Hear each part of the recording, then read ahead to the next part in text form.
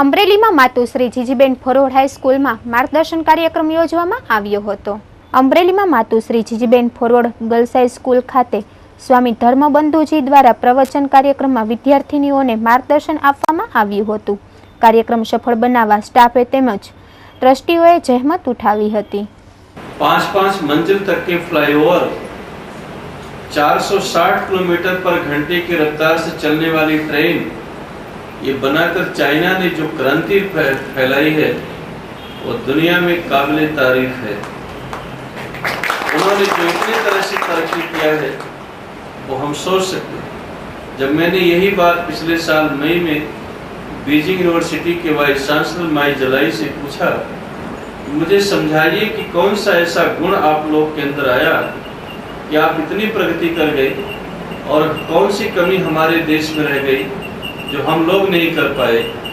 उन्होंने एक सिंपल सा उत्तर दिया कि भारत और चाइना में सिर्फ एक फर्क है। भारत के लोग ये सोचते हैं कि हमारे बच्चों की किस्मत मंदिर, मस्जिद, चर्च और गुरुद्वारे में लिखी जाएगी। हमारी तकदीर को लिखने वाले मंदिर, मस्जिद, चर्च और गुरुद्वारे में बैठे हुए लोग हैं। लेकिन हमारे लीडर डंग जियाओपिंग को, चाइना के लीडर थे डंग जियाओपिंग जो बहुत बड़े रिफॉर्मर हुए, कहा उनको समझ में आया कि हमारी किस्मत मंदिर, मस्जिद, चर्च, गुरुद्वारे में नहीं लिखी जाएगी। हमारी किस्मत स्कूल की बिल्डिंग में लिखी जाएगी और हमारी तकदीर को लिखने वाला स्कूल के अंदर बैठा हुआ शिक्षक और अध्यापक होगा।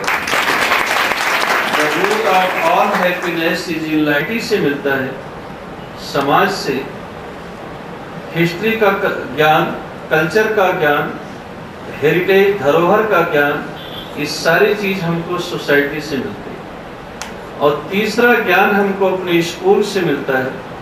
चौथा अपने लाइफ के एक्सपीरियंस, अनुभव से मिलते हैं।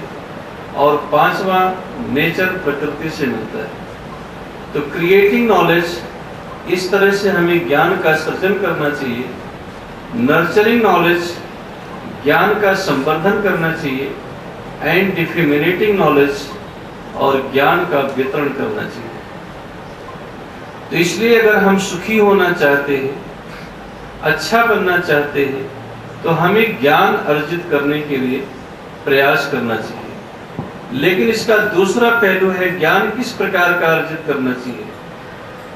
आज दुनिया में जितने पढ़े लिखे लोग क्राइम कर रहे हैं, करप्शन कर रहे हैं, वो अनपढ़ और इलिटरेट लोग नहीं कर रहे हैं।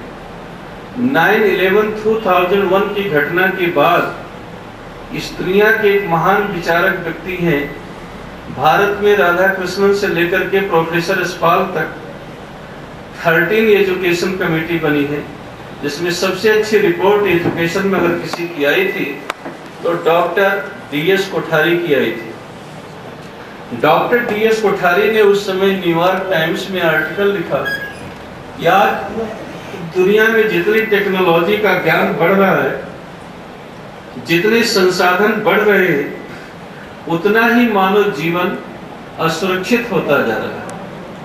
और इस पर एक स्टडी किया गया तो पता ये चला कि 70% science and technology against humanity.